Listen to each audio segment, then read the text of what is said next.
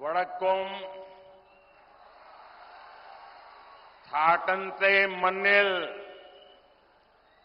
Oracle कुड़ी वरान साधी चतील एनिक्य अतियाया संतोषमुंड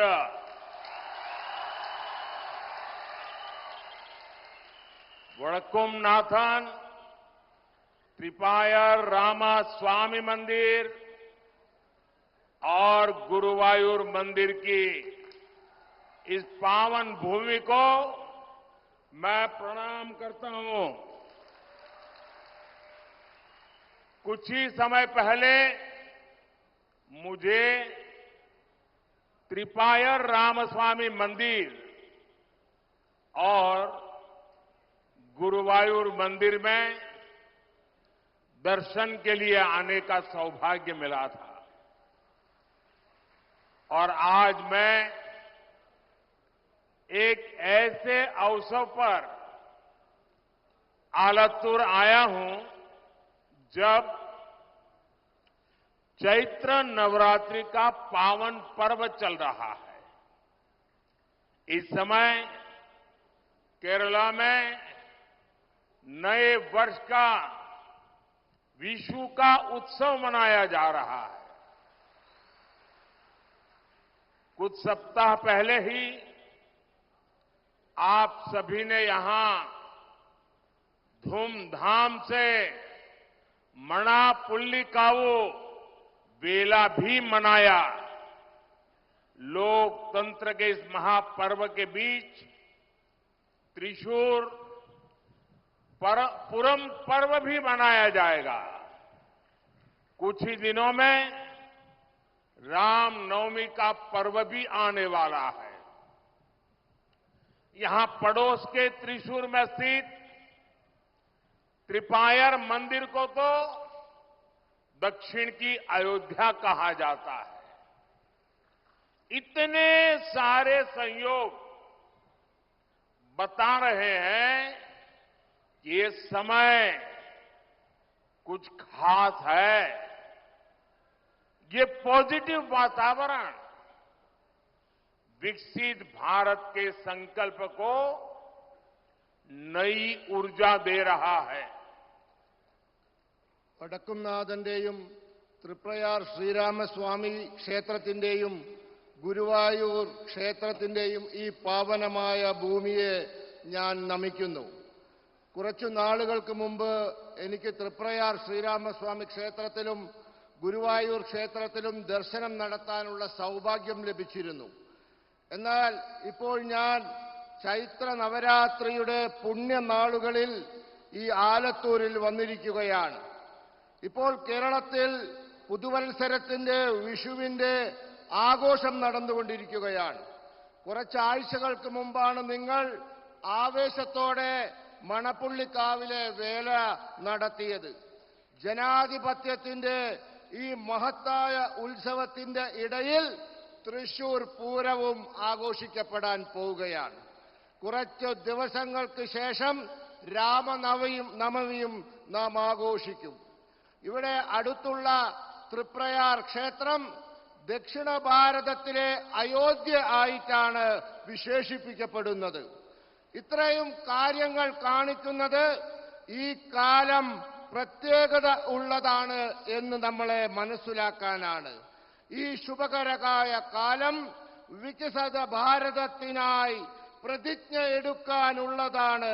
അതിനുള്ള ഊർജം തരുന്നതാണ്. साथियों, आप सबका ये जन समर्थन और प्रेम देखकर मैं विश्वास से कह सकता हूं केरला का ये नया वर्ष एक नया आरंभ लेकर आया है। ये नववर्ष केरला के विकास का वर्ष होगा। ये नववर्ष नई राजनीति के आरंभ का वर्ष होगा। अब केरला पार्लियामेंट में अपनी मजबूत आवाज भेजेगा। इसलिए आज केरला भी कह रहा है, फिर एक बार, फिर एक बार, फिर एक बार, फिर एक बार, फिर एक बार, फिर एक बार, फिर एक बार।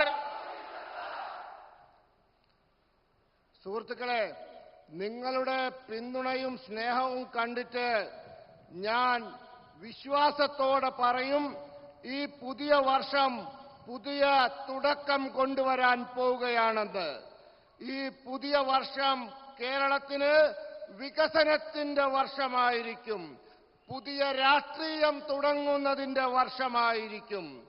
ഇത്തവണ പാർലമെന്റിലേക്ക് കേരളം തങ്ങളുടെ ശക്തമായ ശബ്ദങ്ങളെ കേൾപ്പിക്കും. അതുകൊണ്ട് ഇന്ന് കേരളം പറഞ്ഞുകൊണ്ടിരിക്കുന്നു, ഒരിക്കൽ കൂടി മോഡി സർക്കാർ. साथियों, कल नववर्ष विशु के पावन अवसर पर ही बीजेपी ने अपना संकल्प पत्र जारी किया है। बीजेपी का संकल्प पत्र देश के विकास का संकल्प पत्र है। बीजेपी के संकल्प पत्र में मोदी युड़े गारंटी होती है।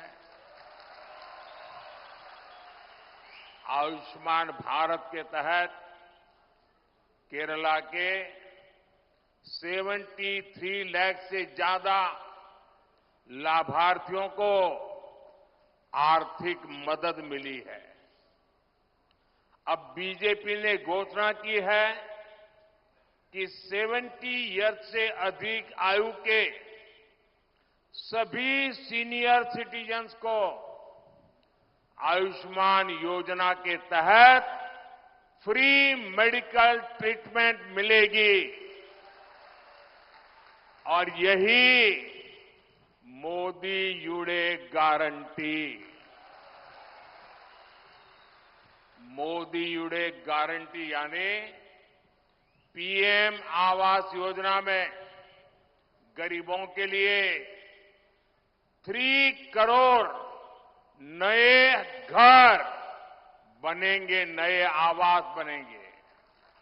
यहां केरला में भी हजारों गरीबों को नए घर मिलेंगे।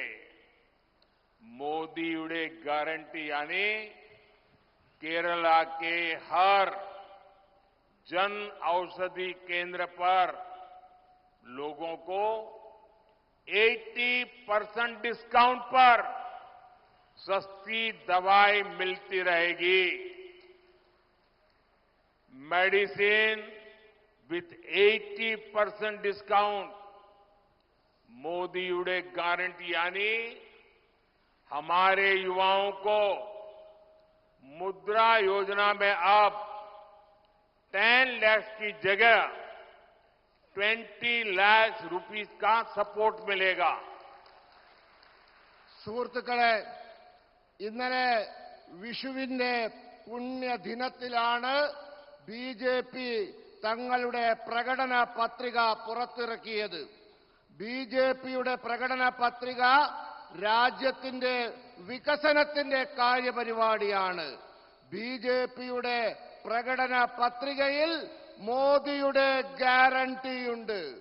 കേരളത്തിലെ ആയുഷ്മാൻ ഭാരത് പദ്ധതിയിലൂടെ 73 ലക്ഷത്തിലധികം ഗുണഭോക്താക്കൾക്ക് സാമ്പത്തിക സഹായം ലഭിച്ചിട്ടുണ്ട്.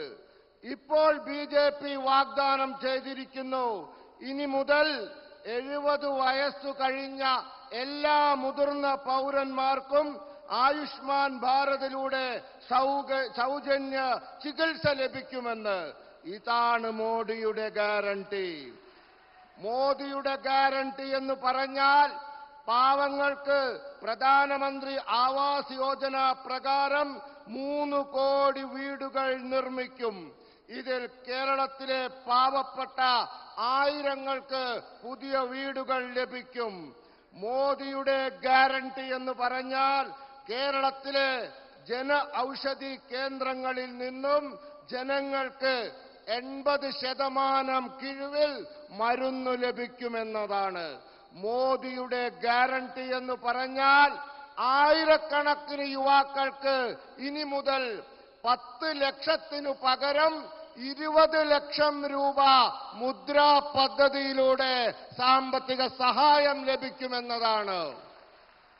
साथियों, बीजेपी ने अगले 5 इयर्स के लिए विकास और विरासत दोनों का विजन सामने रखा है. एक क्षेत्र केरला का इतना बड़ा सांस्कृतिक केंद्र है, पालक्कड़ तो गेटवे ऑफ केरला कहा जाता है. यहां की प्राकृतिक सुंदरता किसी का भी मन मोह लेती है. यहां केरला में कितने ही भव्य मंदिर है, चर्च है, आस्था के स्थल है. अगले 5 इयर्स में हम केरला की इस हेरिटेज को ग्लोबल बनाने के लिए काम करेंगे. हम केरला को हाईवेज, एक्सप्रेसवेज और हाई स्पीड वंदे भारत ट्रेनों के नेटवर्क से जोड़ेंगे. और हमारे सुरेश जी का जब एमपी थे तब भी वंदे भारत नेटवर्क के लिए बहुत ही आग्रह रहता, पूरी डिजाइन बना करके लाते थे. और आज मैं आपको वादा करता हूं, हम इन सारे कामों की दिशा में आगे बढ़ेंगे. यहां पर्यटन के इस अवसरों को बहुत संभावना है. केरल में जितना लाभ लेना चाहिए अभी तक लिया नहीं है, और इसलिए हम टूरिज्म को बढ़ावा देने के लिए हर प्रकार के प्रयास करेंगे. സുഹൃത്തുക്കളെ, ബിജെപി അടുത്ത 5 വർഷത്തേക്ക് വികസനവും പാരമ്പര്യവും രണ്ടിനും പ്രാധാന്യം കൊടുക്കുന്ന ഒരു സങ്കല്പമാണ് മുന്നോട്ട് വെച്ചിട്ടുള്ളത്. കേരളം എന്ന പ്രദേശം വലിയ സാംസ്കാരിക കേന്ദ്രമാണ്. പാലക്കാട് കേരളത്തിലേക്കുള്ള പ്രവേശന കവാടമാണെന്നാണ് അറിയപ്പെടുന്നത്. ഇവിടുത്തെ പ്രകൃതി ഭംഗി ആരുടെ മനസ്സിനെയും മോഹിപ്പിക്കുന്നതാണ്. ഇവിടെ കേരളത്തിൽ എത്ര ഗംഭീരമായ ക്ഷേത്രങ്ങളുണ്ട്, പള്ളികളുണ്ട്, മറ്റാരാധനാ കേന്ദ്രങ്ങളുണ്ട്. അടുത്ത 5 വർഷങ്ങൾക്കുള്ളിൽ നമ്മൾ കേരളത്തിന്റെ ഈ പാരമ്പര്യത്തെ അന്തർദേശീയവൽക്കരിക്കാൻ പോവുകയാണ്. നമ്മൾ കേരളത്തെ ഹൈവേകൾ, എക്സ്പ്രസ് വേകൾ, അതിവേഗ വന്ദേ ഭാരത് തീവണ്ടികൾ എന്നിവയുടെ നെറ്റ്വർക്കിലൂടെ ബന്ധിപ്പിക്കും. നമ്മുടെ പ്രിയപ്പെട്ട സുരേഷ് ഗോപി സ്ഥിരമായി എന്നെ വന്ന് കണ്ട് വന്ദേ ഭാരതിന്റെ പുതിയ ഡിസൈനുകൾ കാണിച്ച് അങ്ങനെ വേണം ഇങ്ങനെ വേണമെന്നൊക്കെ പറയാറുണ്ട്. ആ എല്ലാ ആവശ്യങ്ങളും നമ്മൾ പരിഗണിച്ച് യാഥാർത്ഥ്യമാക്കുമെന്ന് ഉറപ്പു നൽകുന്നു. കേരളത്തിന് വിനോദസഞ്ചാര രംഗത്ത് വലിയ സാധ്യതകളുണ്ട്. അതൊന്നും വേണ്ട രീതിയിൽ ഉപയോഗപ്പെടുത്തിയിട്ടുള്ള അടുത്ത 5 വർഷം അതൊക്കെ വികസിപ്പിച്ച് നമ്മൾ ഉപയോഗപ്പെടുത്തും. साथियों, विकसित होते भारत की पहचान आधुनिक इंफ्रास्ट्रक्चर से भी होगी. आज देश में नए एक्सप्रेस वे बन रहे हैं, नए एयरपोर्ट बन रहे हैं. अब बीजेपी ने कल अपने मैनिफेस्टो में घोषणा की है कि जैसे पश्चिम भारत में अहमदाबाद मुंबई के बीच बुलेट ट्रेन का काम चल रहा है, आने वाले कुछ समय में ये काम पूरा होकर के बुलेट ट्रेन दौड़ना शुरू करेगी। देश की पहली बुलेट ट्रेन दौड़ेगी। इसका अनुभव देखते हुए कल हमने संकल्प पत्र में कहा है कि जैसे पश्चिम भारत में बुलेट ट्रेन का काम आगे चल रहा है, आगे चल करके नॉर्थ, साउथ, ईस्ट 3 क्षेत्रों में बुलेट ट्रेन के लिए सर्वे काम शुरू कर दिया जाएगा और साउथ को भी बुलेट ट्रेन मिले। साउथ में चलने वाली ये बुलेट ट्रेन यहां के विकास को गति देगी और रोजगार के हजारों नए अवसर बनाएगी। एनडीए सरकार के तीसरे कार्यकाल में इसके लिए बहुत जल्द सर्वे का काम शुरू किया जाएगा। സുഹൃത്തുക്കളെ, വികസിതമായിരിക്കുന്ന ഭാരതത്തിന്റെ മുഖമുദ്ര ആധുനിക അടിസ്ഥാന സൗകര്യങ്ങളായിരിക്കും. ഇന്ന് രാജ്യത്ത് പുതിയ എക്സ്പ്രസ് വേകൾ ഉണ്ടാക്കുന്നു. ഇന്ന് രാജ്യത്ത് പുതിയ വിമാനത്താവളങ്ങൾ നിർമ്മിക്കപ്പെടുന്നു. ഇപ്പോൾ ബിജെപി അതിന്റെ പ്രകടന പത്രികയിൽ ചില കാര്യങ്ങൾ പറഞ്ഞിട്ടുണ്ട്. നമുക്കറിയാം, പശ്ചിമ ഭാരതത്തിൽ ബുള്ളറ്റ് ട്രെയിൻ നിർമ്മിച്ചു കഴിഞ്ഞു. അത് അഹമ്മദാബാദിൽ നിന്നും മുംബൈ വരെയുള്ള ബുള്ളറ്റ് ട്രെയിൻ പാത ഇതാ അവസാന ഘട്ടത്തിലാണ്, ഓടാൻ പോവുകയാണ്. ആ അനുഭവത്തിൽ നിന്നും നമ്മൾ ഒരു പാഠം പഠിച്ചു. ഇനി നമ്മുടെ രാജ്യത്ത് ഉത്തര ഭാരതത്തിലും ദക്ഷിണ ഭാരതത്തിലും കിഴക്കൻ ഭാരതത്തിലും ബുള്ളറ്റ് ട്രെയിനുകൾ വേണമെന്ന് നാം തീരുമാനിച്ചിരിക്കുന്നു. നമ്മൾ അതിവേഗ ബുള്ളറ്റ് ട്രെയിനുകൾ ഈ ദക്ഷിണ ഭാരതത്തിലും കൊണ്ടുവരാൻ പോവുകയാണ്. അങ്ങനെ ഈ ബുള്ളറ്റ് ട്രെയിൻ നമ്മുടെ പ്രദേശത്ത് വന്നാൽ ആ ബുള്ളറ്റ് ട്രെയിൻ നമ്മുടെ വികസനത്തിന്റെ വേഗത കൂട്ടും, അനേകായിരം തൊഴിലവസരങ്ങൾ സൃഷ്ടിക്കും. ഒരു കാര്യം ഉറപ്പു നൽകാം, വരാൻ പോകുന്ന എൻഡിഎയുടെ മൂന്നാമത്തെ സർക്കാർ എത്രയും പെട്ടെന്ന് തന്നെ ഈ ബുള്ളറ്റ് ട്രെയിനിന്റെ സർവേ ജോലി ആരംഭിക്കുന്നതായിരിക്കും. साथियों, ये चुनाव देश के भविष्य के लिए फैसले लेने का चुनाव है। ये चुनाव आपके उज्जवल भविष्य की गारंटी के लिए चुनाव है। ये चुनाव आपके बच्चों के उज्जवल जीवन के लिए गारंटी देने का चुनाव है। केरल के लोगों ने लास्ट 10 इयर्स में देखा है कि कैसे एनडीए सरकार ने दुनिया भर में भारत की साख बढ़ाई है। कांग्रेस सरकार ने भारत की छवि कमजोर देश की बना दी थी। बीजेपी सरकार ने भारत को एक मजबूत देश बनाया है।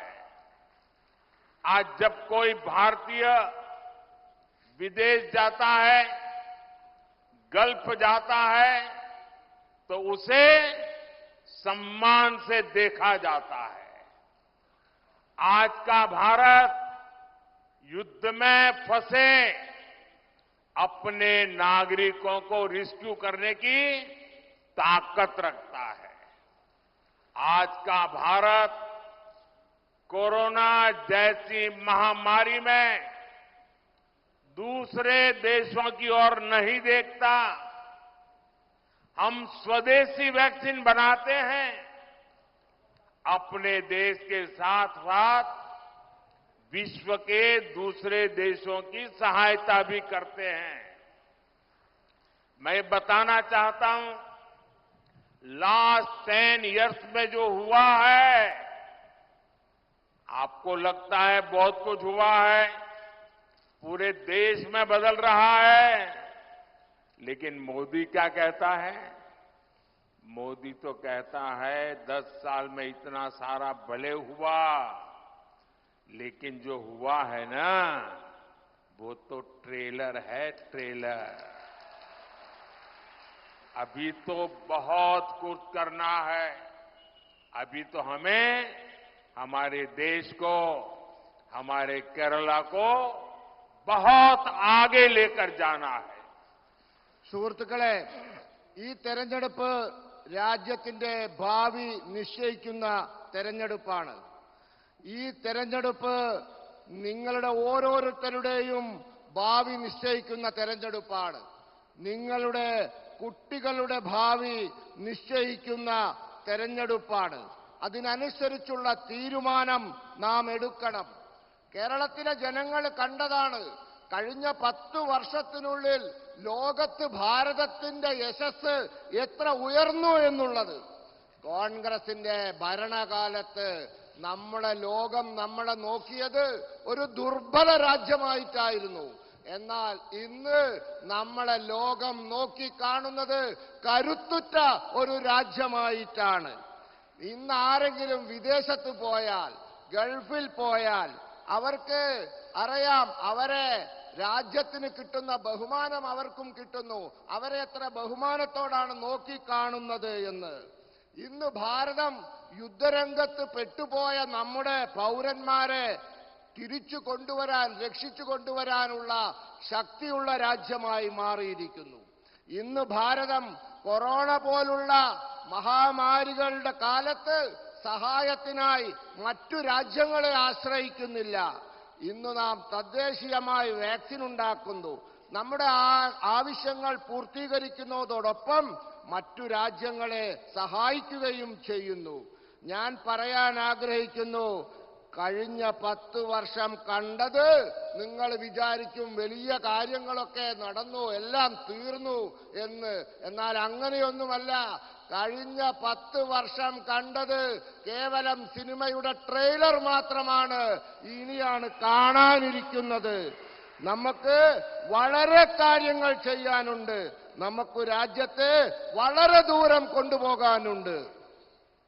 साथियों, एनडीए सरकार नारायण गुरु के उन विचारों पर काम करती है।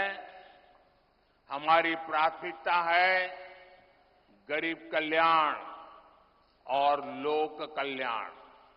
इसलिए लास्ट 10 इयर्स में एनडीए सरकार में जल जीवन मिशन के तहत केरला में 36 लाख से ज्यादा नल से जल कनेक्शन मिले हैं। लेकिन मुझे दुख के साथ कहना है, पूरे देश में जिस गति से जल जीवन मिशन चला है, केरला में यहां की सरकार उतना चलने नहीं दे रही है। वो भ्रष्टाचार की तलाश में होते हैं और इसलिए आज भी केरल में घरों में पीने का पानी का संकट है। अगर हिंदुस्तान में कोई सुनेगा कि राजस्थान में पानी का संकट है या गुजरात में पानी का संकट है, तो लोगों को लगता है कि हाँ यार मुसीबत है। केरल में पानी का संकट ये यहां की सरकार की विफलता का जीता जागता सबूत है। और मैं गारंटी देता हूं, मैं हर घर नल से जल पहुंचाना चाहता हूं। आप मुझे आशीर्वाद दीजिए। अब इतना कर लीजिए। സുഹൃത്തുക്കളെ, എൻഡിഎ സർക്കാർ ശ്രീനാരായണ ഗുരുദേവന്റെ ആദർശങ്ങളിൽ ഉറച്ചു നിന്നുകൊണ്ട് ജോലി ചെയ്യുന്നതാണ്. നമ്മുടെ പ്രത്യേകത പാവങ്ങളുടെ ക്ഷേമവും ജനങ്ങളുടെ ക്ഷേമവുമാണ്. അതുകൊണ്ട് കഴിഞ്ഞ 10 വർഷം കൊണ്ട് എൻഡിഎ സർക്കാർ ജൽ ജീവൻ മിഷൻ പദ്ധതിയിലൂടെ 36 ലക്ഷത്തിലധികം പൈപ്പ് കണക്ഷനുകൾ കേരളത്തിൽ നൽകി. പക്ഷേ ദുഃഖകരമെന്ന് പറയട്ടെ, കേരളത്തിൽ അതിന്റെ വേഗത പോരാ. ഇവിടുത്തെ സർക്കാരിന് അതിനൊന്നും താല്പര്യമില്ല. അഴിമതി നടത്തി പണമുണ്ടാക്കാനുള്ള ശ്രദ്ധയിലാണ് അവർ. ഗുജറാത്തിൽ വെള്ളമില്ല, ശരിയാണ്. രാജസ്ഥാനിൽ വെള്ളമില്ല, ആളുകൾ പറയും ശരിയാണ്, അവിടെ കുഴപ്പങ്ങളുണ്ട്. പക്ഷെ കേരളം അങ്ങനെയാണോ?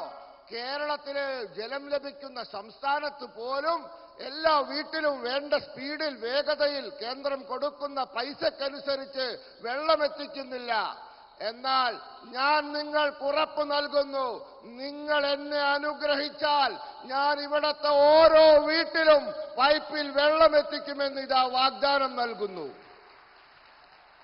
पीएम गरीब कल्याण अन्न योजना से करीब 1 करोड़ 50 लाख लाभार्थियों उनको मुफ्त राशन मिल रहा है। बीजेपी ने संकल्प पत्र में एक गारंटी दी है कि ये योजना अगले 5 साल बढ़ाई जाएगी और आने वाले 5 साल भी मुफ्त राशन मिलता रहेगा। एनडीए सरकार केरला में फिशरीज क्लस्टर्स बनाकर यहां के मछुआरों का जीवन बदलने के लिए काम करेगी।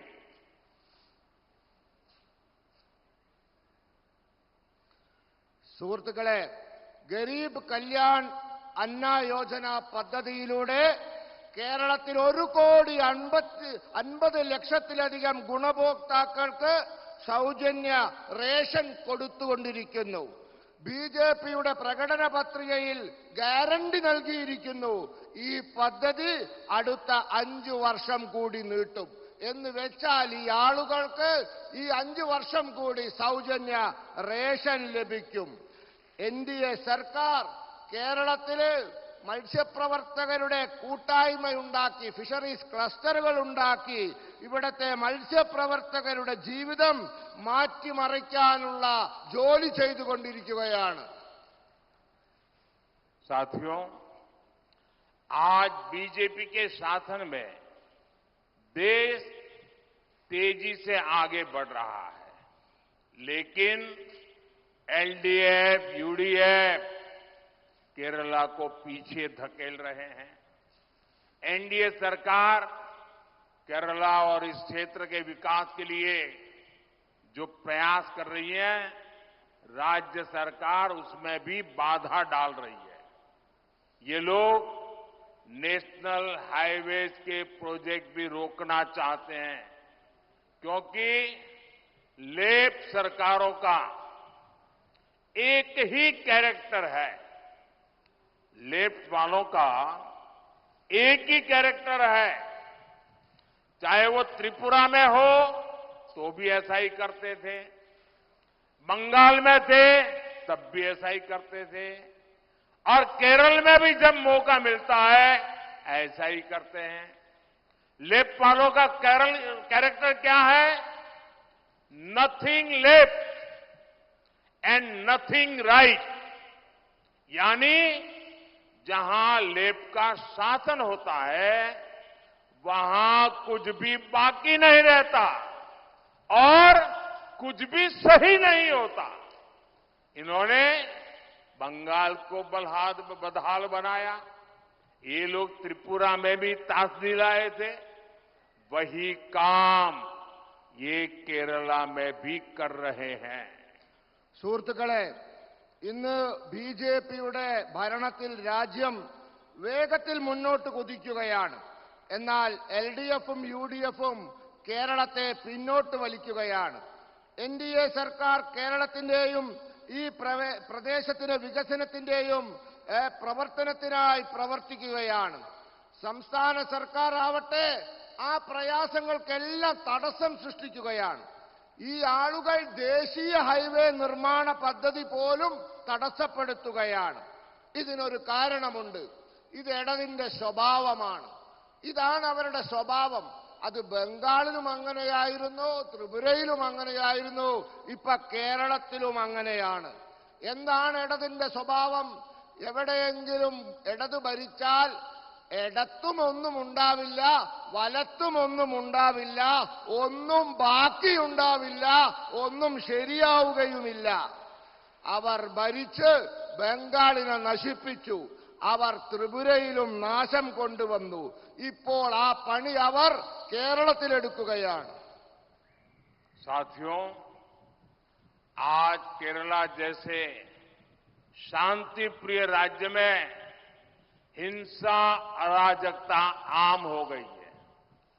आज केरला में खुलेआम राजनैतिक हत्याएं कराई जाती हैं। कॉलेज के कैंपस तक असामाजिक तत्वों के अड्डे बन गए हैं। सांप्रदायिक सौहार्द को बिगाड़ने वाले एलिमेंट्स को सरकारी संरक्षण मिलता है। हमारे बच्चे तक सुरक्षित नहीं है। സുഹൃത്തുക്കളെ, ഇന്ന് സമാധാനപ്രിയരായ കേരളത്തിൽ അക്രമവും അരാജകത്വവും സാധാരണ സംഭവമായി മാറിയിരിക്കുന്നു. ഇന്ന് കേരളത്തിൽ വളരെ പരസ്യമായി തന്നെ രാഷ്ട്രീയ കൊലപാതകങ്ങൾ നടക്കുന്നു. കേരളത്തിലെ കോളേജ് ക്യാമ്പസുകൾ വരെ സാമൂഹ്യ വിരുദ്ധരുടെ കേന്ദ്രമായിരിക്കുന്നു. സാമുദായിക സൗഹാർദ്ദം തകർക്കുന്ന ശക്തികൾക്ക് സർക്കാർ സംരക്ഷണം ലഭിക്കുന്നു. നമ്മുടെ കുട്ടികൾ വരെ സുരക്ഷിതരല്ല. साथियों, केरला में जनता के पैसों की खुलेआम लूट हो रही है। ये लोग भ्रष्टाचार के नए नए मॉडल लेकर आते हैं। जनता का एवरी सिंगल रुपया लूटना चाहते हैं। कुरुवन्नूर कोऑपरेटिव बैंक स्कैम लेप की लूट का एक ऐसा उदाहरण है। हर कोई जिससे परेशान है। जिस बैंक में गरीबों ने, मध्यम वर्ग ने अपनी मेहनत के सैकड़ों करोड़ रुपए जमा किए थे, उस बैंक को सीपीएम के लोगों ने पूरी तरह लूटकर कंगाल कर दिया। ये जो गरीबों ने, मध्यम वर्ग ने बैंक में पैसे रखे थे, क्योंकि घर में बेटी की उम्र बढ़ रही थी, उन्होंने सोचा कि बेटी की शादी करवानी है, बैंक में पैसे जमा कराएं, कुछ ब्याज मिलेगा, पैसे बढ़ेंगे और जब शादी का समय आएगा तो बेटी के काम आएगा। लेकिन इन सीपीएम वालों ने गरीब की बेटी की शादी को भी अनेक संकटों में डाल दिया। मध्यम वर्ग के परिवार की शादी को, बेटे की, बच्चों की शादी को भी इन्होंने संकट में डाल दिया। गरीबों को उनके खिलाफ ऐसी मिली भगत का उदाहरण बहुत कम मिलेगा।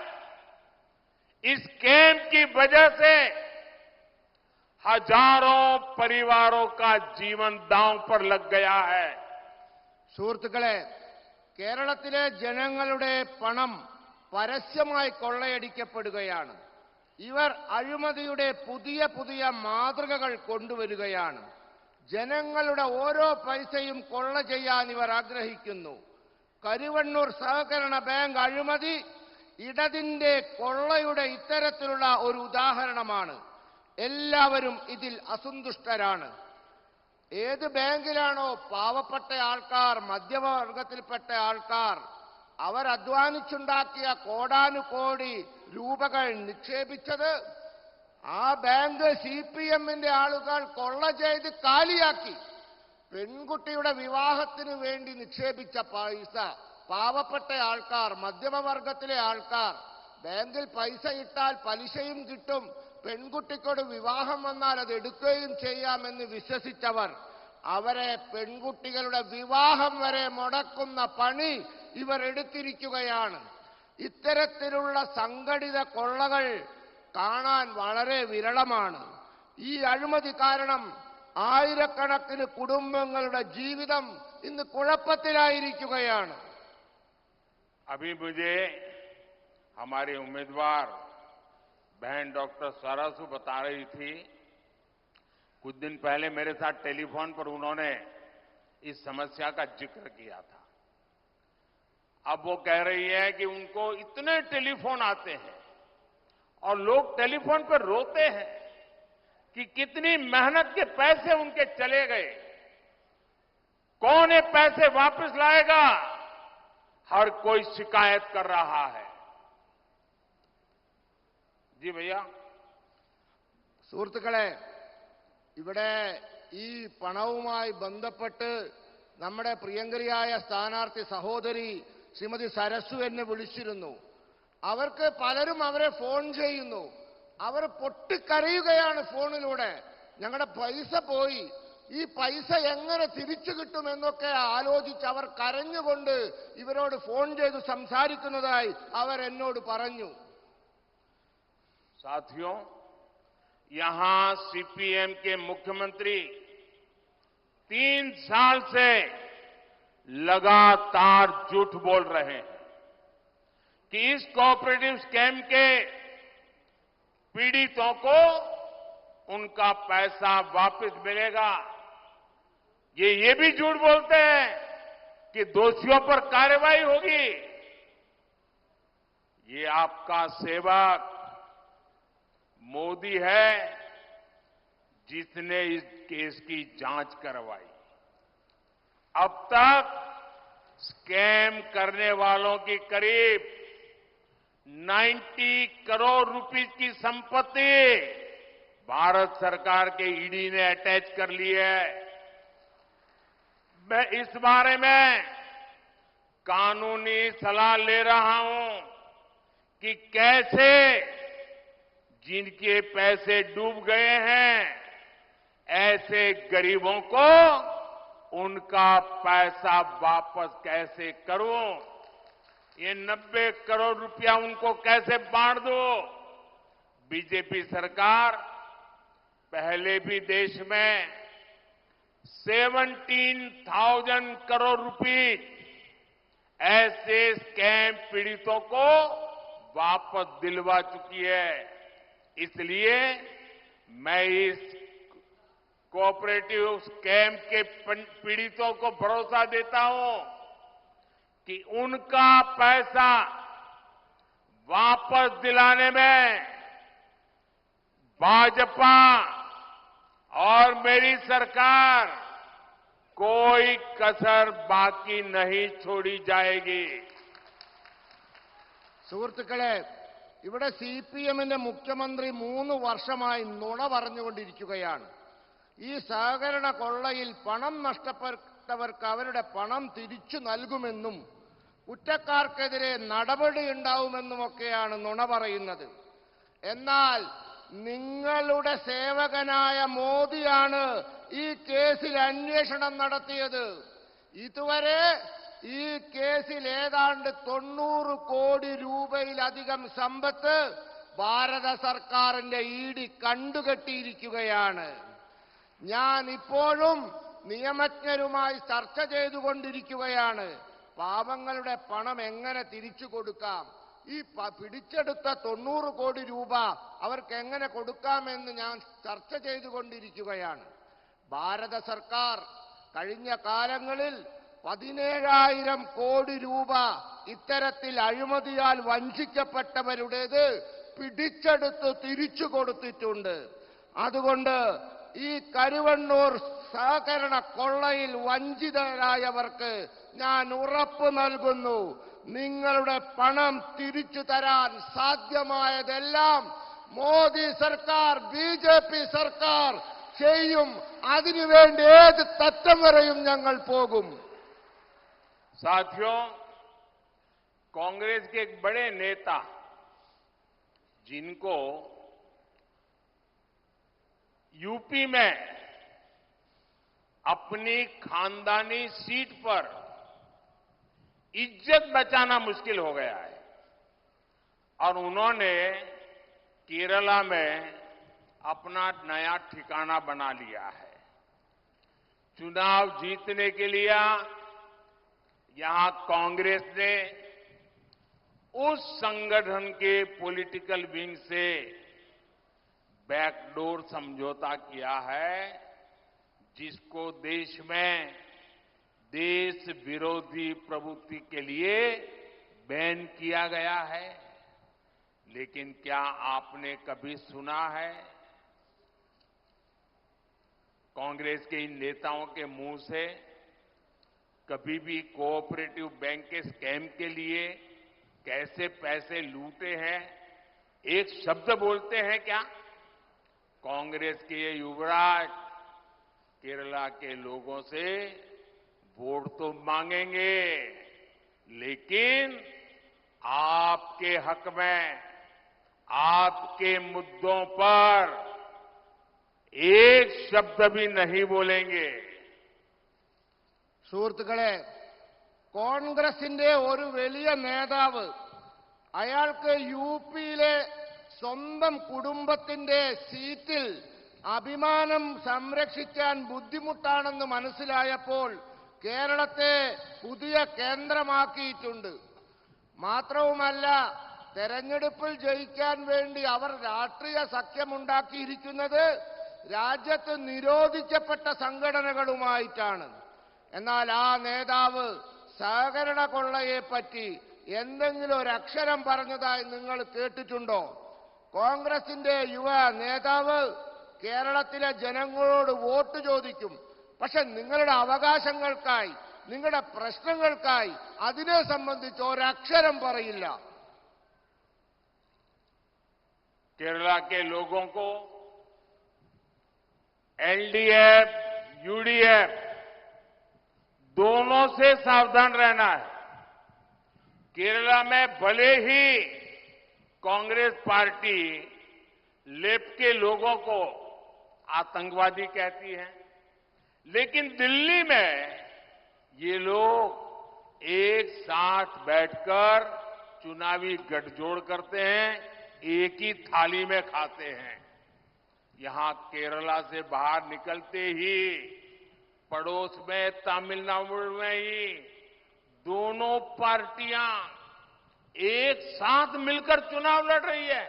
यहां भाषण देते हैं कि आतंकवादी है और वहां मिलकर के चुनाव लड़ते हैं। और जो लेफ्ट वाले लोग कांग्रेस पर परिवारवाद के आरोप लगाते थे, अब वो खुद उनसे परिवारवाद के फायदे क्या है इसके टिप्स ले रहे हैं। ये लोग इंडी अलायंस बनाकर साथ आए हैं क्योंकि ये जानते हैं कि मोदी इनके लूट के सब ठिकानों को ठप कर रहा है। इसलिए चाहे लेफ्ट हो या कांग्रेस, सबके निशाने पर मोदी ही है। लेकिन मैं आपको गारंटी देता हूं, बीजेपी और एनडीए को दिया गया आपका एक एक वोट गरीब के एक एक पैसे का हिसाब करेगा। സുഹൃത്തുക്കളെ, കേരളത്തിലെ ജനങ്ങൾ എൽഡിഎഫിനെയും യുഡിഎഫിനെയും രണ്ടിനെയും സൂക്ഷിക്കണം. കേരളത്തിലെ കോൺഗ്രസുകാർ, ഇടതുപക്ഷക്കാർ തീവ്രവാദികളാണെന്ന് പറയും. എന്നാൽ ഡൽഹിയിൽ ഇരുന്ന് ഇവർ ഒരുമിച്ച് ഇരുന്ന് തിരഞ്ഞെടുപ്പ് സഖ്യമുണ്ടാക്കും, ഒരു പ്ലേറ്റ് ആഹാരവും കഴിക്കും. കേരളത്തിന് പുറത്തു കടന്നാൽ ഈ തമിഴ്നാട് എത്തിയാൽ മതി, രണ്ടു പാർട്ടികളും ഒരുമിച്ച് തെരഞ്ഞെടുപ്പിൽ മത്സരിക്കുകയാണ്. അതോടൊപ്പം ഇടതുപക്ഷക്കാർ പറയും കോൺഗ്രസുകാർ കുടുംബാധിപത്യക്കാരാണെന്ന്. പക്ഷേ ഇപ്പോൾ ഇടതന്മാർ കോൺഗ്രസിൽ നിന്നും കുടുംബാധിപത്യത്തിന്റെ പാഠങ്ങൾ പഠിച്ചുകൊണ്ടിരിക്കുകയാണ്. ഇവർ ഇന്ത്യ സഖ്യം ഉണ്ടാക്കിയത് എന്തിനാണെന്നറിയാമോ? ഇവർക്കറിയാം മോദി ഇവരുടെ കൊള്ളയുടെ എല്ലാ സങ്കേതങ്ങളും തകർക്കുമെന്ന് ഇവർക്കറിയാം. അതുകൊണ്ടാണ് ഇവർ ഇന്ത്യ സഖ്യമുണ്ടാക്കിയത്. അതുകൊണ്ട് ഇവിടത്തെ ഇടതിന്റെയും കോൺഗ്രസിന്റെയും ലക്ഷ്യം മോഡിയാണ്. എന്നാൽ ഞാൻ നിങ്ങൾക്ക് ഉറപ്പു തരുന്നു, നിങ്ങൾ ബി.ജെ.പിക്ക് നൽകുന്ന ഓരോ വോട്ടും പാവങ്ങളുടെ ഓരോ പൈസയും സംരക്ഷിക്കുമെന്ന്. साथियों, 26 अप्रैल ये केरला के लिए विकास के संकल्प का दिन होगा। केरल के उज्जवल भविष्य के लिए वोट करने का दिन होगा। मेरी अपील है कि वोटिंग के दिन आप आलातूर से डॉक्टर टी.एन. सरसो, त्रिशूर से श्री सुरेश गोपी, पोन्नानी से श्रीमती निवेदिता सुब्रमण्यम, मलप्पुरम से श्री वी.सी. अब्दुल सलाम और चालाकुड़ी से एनडीए उम्मीदवार श्री के.ए. उन्नीकृष्णन, इन सबको रिकॉर्ड वोटों से जिताकर मुझे दिल्ली में मदद करने के लिए भेजिए। आप मेरा यह अनुरोध हर घर तक पहुंचाए और हर घर ये भी बताएं कि मोदी जी ने हर परिवार को, हर बुजुर्ग को, हर माता को, सबको प्रणाम कहा है। സുഹൃത്തുക്കളെ, 26 ഏപ്രിൽ അന്ന് കേരളത്തെ സംബന്ധിച്ചിടത്തോളം മാറ്റത്തിന്റെയും വികസനത്തിന്റെയും പ്രതിജ്ഞ എടുക്കുന്ന ദിനമാണ്. നമ്മുടെ ഉജ്ജ്വലമായ ഭാവിക്ക് വേണ്ടി നാം തീരുമാനമെടുക്കുന്ന ദിവസമാണ്. എനിക്ക് നിങ്ങളോടുള്ള അപേക്ഷ, നിങ്ങൾ വോട്ടിംഗ് ദിനത്തിൽ ആലത്തൂരിൽ ഡോക്ടർ ടി.എൻ. സരസുവിനും, തൃശൂരിൽ ശ്രീ സുരേഷ് ഗോപിക്കും, പൊന്നാനിയിൽ ശ്രീമതി നിവേദിത സുബ്രഹ്മണ്യനും, മലപ്പുറത്ത് ശ്രീ वी.सी. അബ്ദുൽ സലാമിനും, അതോടൊപ്പം ചാലക്കുടിയിൽ എൻ.ഡി.എ സ്ഥാനാർത്ഥി ശ്രീ കെ.എ. ഉണ്ണികൃഷ്ണനും, ഇവർക്ക് എല്ലാവർക്കും വോട്ട് ചെയ്ത് ഇവരെ റെക്കോർഡ് ഭൂരിപക്ഷത്തിൽ വിജയിപ്പിച്ച് ഡൽഹിയിൽ എന്നെ സഹായിക്കാൻ അയക്കണമെന്നാണ്. അതോടൊപ്പം നിങ്ങളോടുള്ളൊരു അപേക്ഷ, നിങ്ങൾ എല്ലാ വീടുകളിലും എത്തണം, എല്ലാ പ്രായമായവരെയും കാണണം, എല്ലാ അമ്മമാരെയും കാണണം. എല്ലാവരോടും മോദി അവരോട് നമസ്കാരം പറഞ്ഞു എന്ന് പറയണം. मेरे साथ बोलिए, भारत माता की। दोनों मुट्ठी बंद करके पूरी ताकत से बताइए, भारत माता की, भारत माता की, भारत माता की। बहुत बहुत धन्यवाद।